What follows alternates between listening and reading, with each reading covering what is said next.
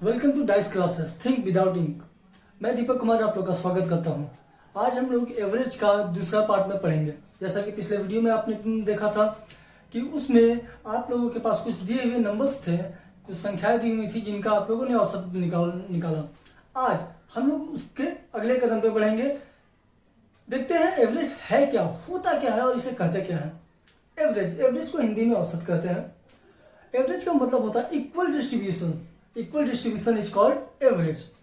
तो अगर हम किसी चीज को इक्वली डिवाइड करते हैं, कहने का तात्पर्य है अगर किसी के पास 10 रुपए है, किसी के पास 15 रुपए है, किसी के पास 20 रुपए, तो सबके पास तो अलग अलग रुपए है, लेकिन अगर सभी के पैसों को मिलाकर सभी को बराबर बराबर बांटा जाए तो सभी के हिस्से में कितने रुपए जाएंगे, उस चीज को ही हम लोग एवरेज कहते हैं। एवरेज हम लोग दो पार्ट में पढ़ेंगे, तो देखते हैं।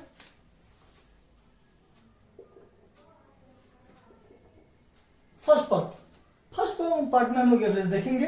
वैसे नंबर जो कंसेक्यूटिव हो, कंसेक्यूटिव कहने का मतलब है सतत यानी क्रमागत, जिसे लगातार भी कहते हैं, लगातार संख्याओं का औसत। और दूसरा हम लोग एवरेज देखेंगे वैसी संख्याएं जो लगातार नहीं हो, रैंडम तरीके से हो, जिसे हम लोग कह सकते हैं नॉन कंसेक्यूटिव, मीन्स लगातार।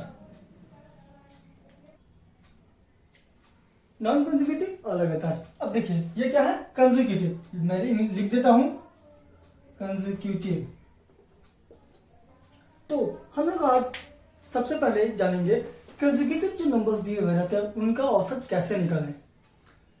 हमारे पास बहुत सारे ऐसे क्वेश्चंस आते हैं, एग्जामिनेशन पॉइंट ऑफ व्यू से देखें तो कंसेक्यूटिव पे औसत निकालने के लिए आता है।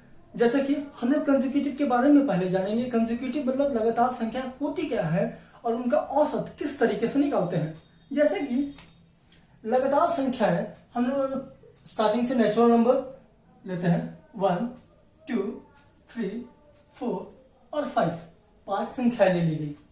पांचों संख्या का औसत क्या होगा, तो अगर हम अपने नॉर्मल तरीके से देखते हैं तो 1 + 2 + 3 4 एंड 5, 5 संख्या है, so divided by 5, this is equal to total 5 × 9, 3 = 12, 2 = 14 और 1 = 15। और 15 को जब हम लोग 5 से भागा देते हैं तो ये कितना आ गया, 3। तो औसत कितना आ जाता है, 3। लेकिन यहाँ पर एक गौर करने वाली बात यह है कि यहाँ पर 5 संख्याएं हैं और हमारा औसत जो 3 आ रहा है, देखने में ही आपको पता चल रहा है कि ये संख्या हमारी मध्य की संख्या यानी बीच वाली संख्या है।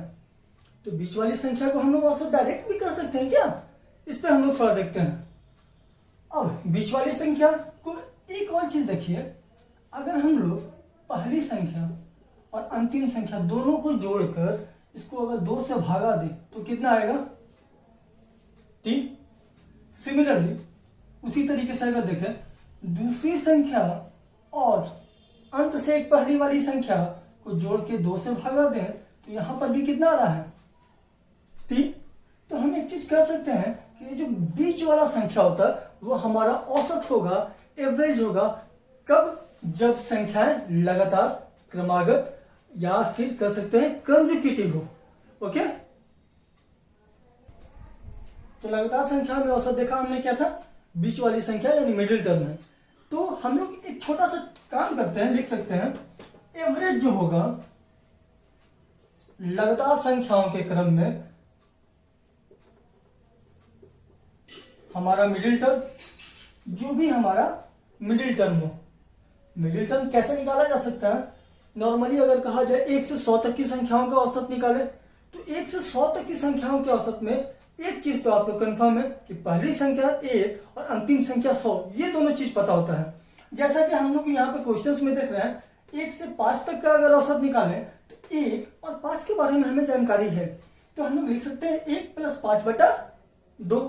तो इसी तरीके से हम लोग एक और चीज लिख सकते हैं यहाँ पे कि हमारी फर्स्ट टर्म यानी पहली संख्या प्लस लास्ट टर्म यानी अंतिम संख्या, अगर इन दोनों को जोड़कर 2 से भाग दे दे तो ये हमारा क्या निकल जाएगा, औसत यानी कि एवरेज निकल जाएगा। अभी हम लोगों ने देखा एवरेज कहते हैं किसको है, कंसेक्यूटिव टर्म्स में औसत। अब हम लोग उस पर क्वेश्चन करते हैं। जैसा कि यहाँ पर एक क्वेश्चन ऑलरेडी लिखा हुआ है, if the average of 5 consecutive number is 75, find the product of first and last term. अगर 5 लगातार दी हुई संख्याओं का औसत 75 दिया हुआ है तो पहली और अंतिम संख्या का गुणनफल कितना होगा। तो देखते हैं हाउ टू सॉल्व।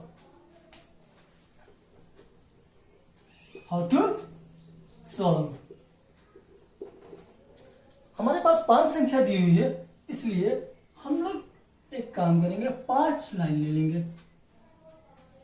ठीक है, अभी हमने देखा था जब 1, 2, 3, 4 और 5 दिया हुआ था तो औसत बीच वाली संख्या हो रही थी।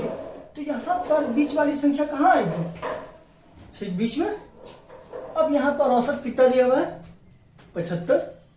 तो यहां पर लिख लेंगे 75, 75। कंसेक्यूटिव नंबर से ना, अगर यहाँ पे ऑड नंबर्स होती तो 75 के बाद 77 लेते, लेकिन यहाँ पे सिर्फ कंसेक्यूटिव नंबर लगातार संख्या दी हुई है। तो 75 के बाद क्या आता है, 76, उसके एक बाद 77। ठीक उसी तरीके से 75 के पहले 74 और उसके पहले 73, यानी 73। अब देखिए यहाँ पर पांचों संख्या हमें मिल गई। अब 5 संख्या मिल गई तो क्या है, पहली और अंतिम संख्या का गुणनफल। तो पहली संख्या 73 और 77, इन दोनों को मल्टीप्लाई कर लेंगे। तो मल्टीप्लाई करेंगे 7 21 और 7 को 8 से 7 56, 5621। इस तरीके के जितने भी सवाल होते हैं, अगर 5 संख्या बोलेगी तो 5 लाइन लेंगे और बीच वाली को क्या बोलेंगे, औसत। ठीक है, और उसी तरीके से हम संख्याओं को स्थापित करते चल जाएंगे। 75 के बाद 76, 77, पहले 74, उसके पहले 73। अगर ये संख्या इवन होती तो इवन होता, तो यहाँ पर डेफिनेटली है कि ये इवन नंबर होता। इवन नंबर होता तो अगला इवन नंबर और उसके अगला इवन नंबर, यानी सम संख्या लेते जाएंगे। ऑड नंबर में है तो 75 के बाद 77। मतलब इसी तरीके से हमें अगर 5 है तो 5 लाइन लेंगे और संख्याओं को लिख देंगे, और संख्याएं ज्ञात करने के बाद औसत निकालना काफी आसान होगा। ठीक है।